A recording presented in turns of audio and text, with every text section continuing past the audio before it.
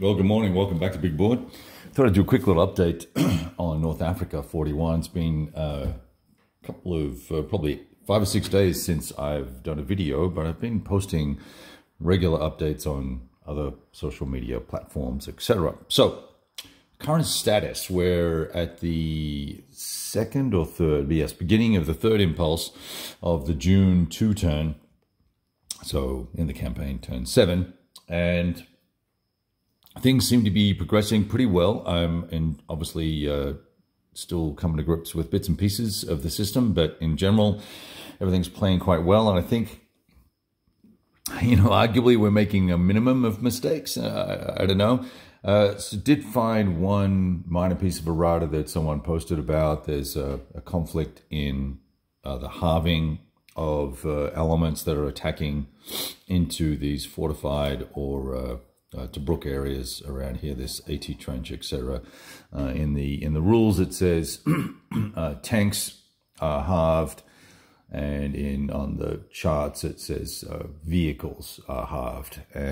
So it's one of those little things where it's not a big deal, but if you take the rules as written, you should be there's a conflict between vehicles, meaning all mechanized wheeled vehicles, including tracked or just tracked. And so I think it was clarified that it pertains to all mobilized, mechanized, wheeled, tracked, your sister's backside, motorized thingies.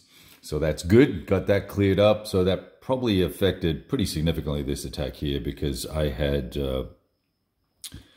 let's see, I obviously had armor, which I halved, but I brought the recon guys. Yeah, so it would have, these Italians were not halved when I brought them in, and there were a couple other units that were in there for that last attack. So we're the situation as it stands. Anyway, so that's the main rule thing that I came across that's been an error. Other than that, everything seems to be pretty clear. I was a little confused about convoys and bits and pieces, but it all kind of shook out in the wash, and we got that sorted out. And funnily enough, it's you can read a rule and go, oh, okay, well, that's how that probably works. But then when you actually go to apply it, it may not necessarily work the way you thought. And that's the cool thing, that once you dive into a game, don't get frustrated with it. Just keep going, because eventually you're going to need to use the convoy rules, and you will work them out, because it becomes important. Which brings me to the status. So Tobruk is in the midst of falling. The Allies have decided to bug out of that location, and they will probably get the last of the forces out of there this turn, I believe. This last phase, I hope, or the beginning of the next turn, and we'll get them out of there.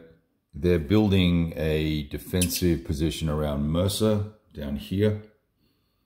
So they're going to start fortifying all of these. I've got 2 fortifications underway there, so we can hopefully prevent any sort of flanking maneuvers.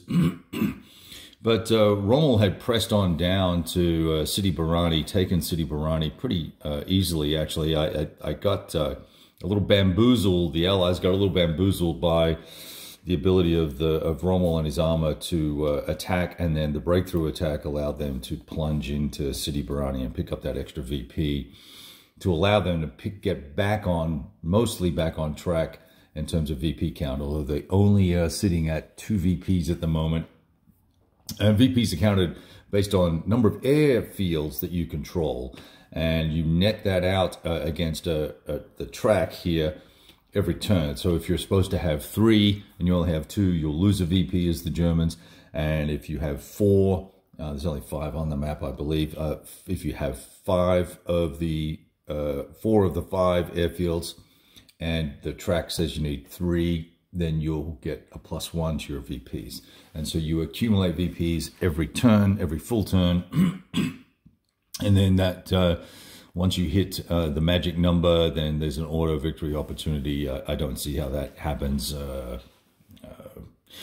very easily for either side, actually. But near the tail end of the game, probably for sure, I could see an auto victory occurring for for the Allies.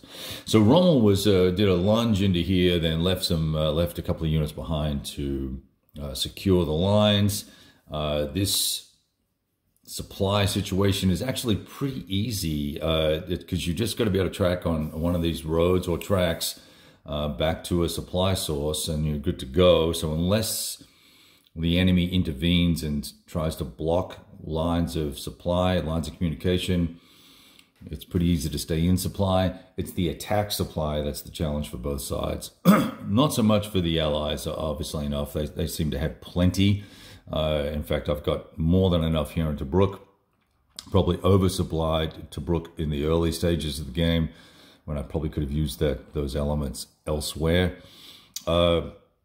So far, it's all playing well. And I'm doing this update now because I am going to pause here at the end of either turn 7 or turn 8, because we're setting up to, well, when I say we're setting up, my intention is, as we look at wrapping up some gameplay of Third World War from Compass Games, the old GDW reprint, that this will be the next game that I play with my buddy Steve.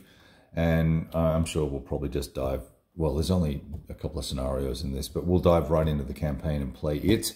And so rather than kind of spoil the excitement, I'm going to pause this here. I've got a good feel for the rules basically.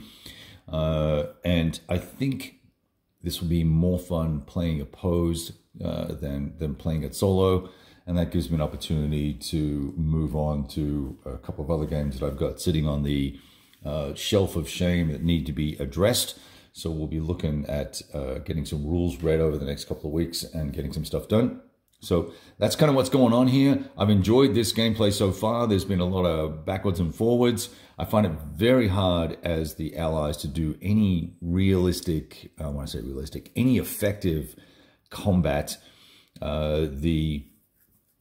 The ratings for the Allies are just tough in the early part of the game, so they really have to just kind of take the punch on the nose and let the Germans do their thing for the time being, and until they are in a position where they have enough units that they can bring to bear to get some decent odds, and or, you know, bring in these supporting elements where you can use artillery and air support, and look at combined arms opportunities as well. So there where you get the most benefit. Anyway, that's what we got. North Africa 41, another very solid Simonich title.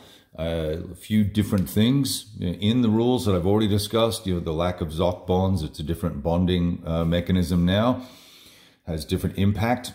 And we've got some nice, clean rules for moving reinforcements and supply for the Germans, for the Axis. It's very difficult for them to get things done. The convoy interrupts and things like that really can play havoc with supply, although I've been very, very lucky with the German supply situation and reinforcement situation, although I am not keeping up with the current cadence that's required to bring everything onto the board.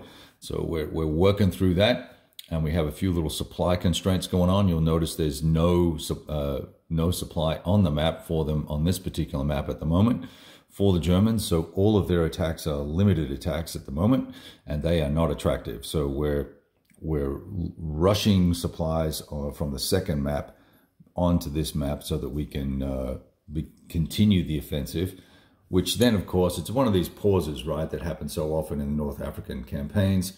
And this gives the Allies an opportunity to rebuild forces very quickly and resupply, and then potentially look at some counteroffensives to come and retake the Sollum, Halfaya Pass, Bardia area, and potentially recapture Tobruk, which I assume will fall in the next turn or so. All right, all the best. Talk to you soon, and look forward to playing this with my buddy Steve over the next couple of months. It'll be every Monday night we'll be online playing. You're welcome to come and check in on Vassal. We don't do a lot of live chat in that regard, but I'm happy to field questions in whatever mode makes most sense if folks want to watch. All right, talk to you soon.